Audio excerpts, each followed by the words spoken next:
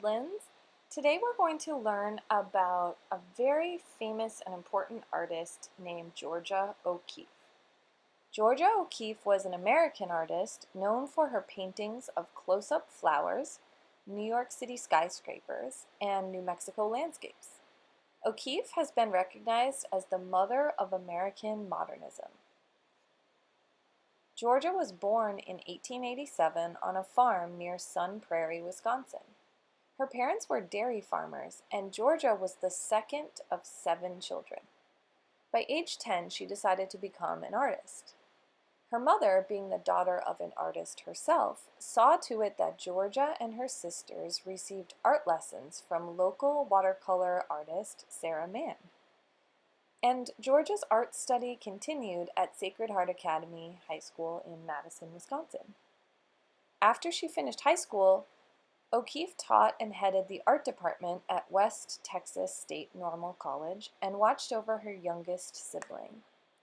In 1917, she visited her brother Alexis at a military camp in Texas before he shipped out for Europe during World War I.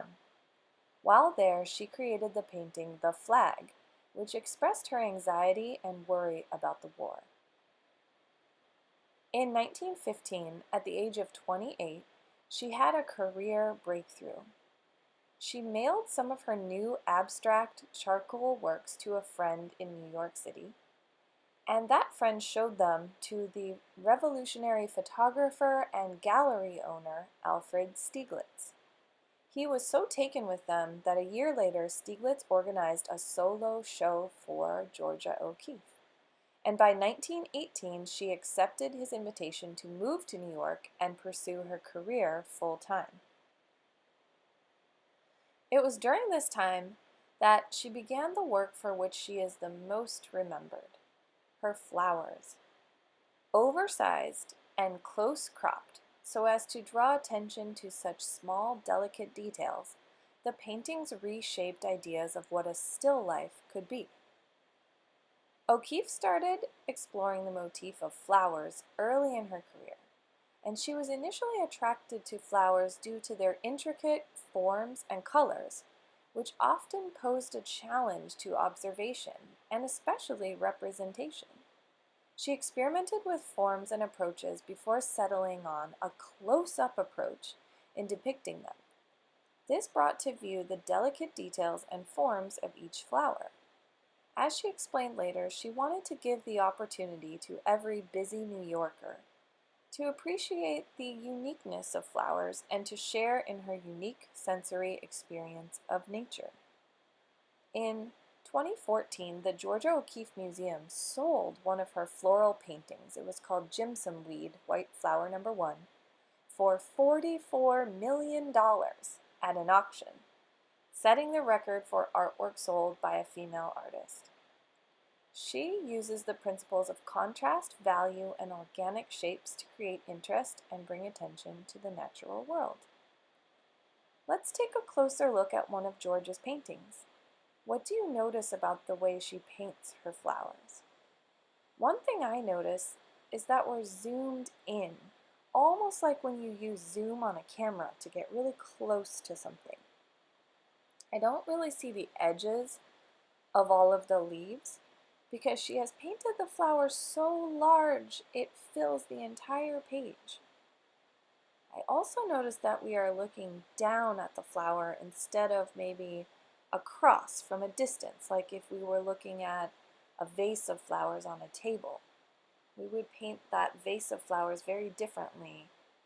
In this one, we're really just looking down at each single flower. In art, we call that the vantage point, or the position from which the painter is looking at the subject they are painting.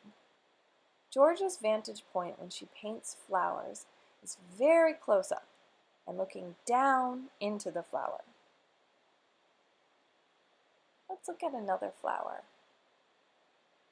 Another thing that I notice is that she uses a lot of complementary colors. Complementary colors are opposite each other on the color wheel, so they really stand out when you pair them together. They're almost like opposite colors.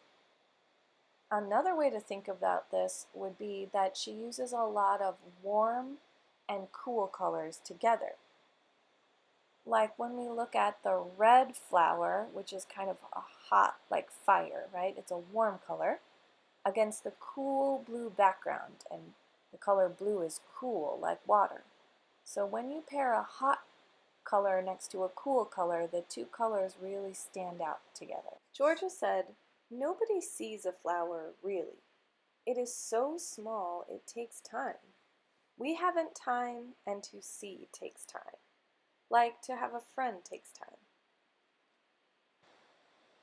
So in the same way that it takes some time to become friends with somebody, it also takes time to really look carefully at something and to understand it well enough to draw it or to paint it.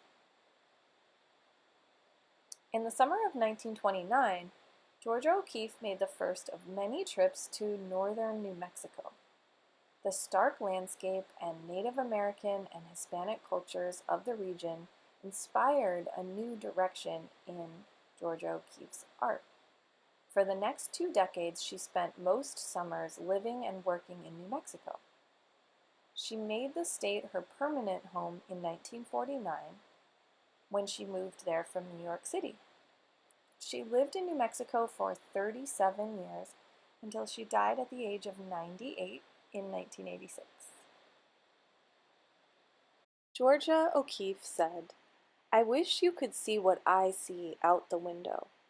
The earth pink and yellow cliffs to the north, the full pale moon about to go down in an early morning lavender sky, pink and purple hills in front, and the scrubby, fine, dull green cedars, and a feeling of much space. It is a very beautiful world."